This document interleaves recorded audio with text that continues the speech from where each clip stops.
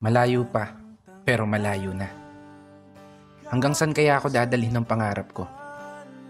Yan yung tanong na palaging tumatakbo sa isip ko. Na marahil, ganun din sa isip mo. Kasi kung titignan mo, kakaiba talaga yung ginagalawan nating mundo. Parang minsan, nagtitripan na lang tayo. Paikot-ikot na lang yung sitwasyon. Na paulit-ulit kang natatalo. Oo, minsan, may araw na panalo ka. Pero mas madalas pa rin yung nadedehado. May oras na gulong-gulo yung isip mo. May panahon naman na pumapabor sa gusto. Ganito siguro talaga yung ibig sabihin ng buhay. Hindi perpekto ang tempo. At lahat nakaayon lamang sa tiyempo. Pero kahit ganon, dapat magpasalamat pa rin tayo.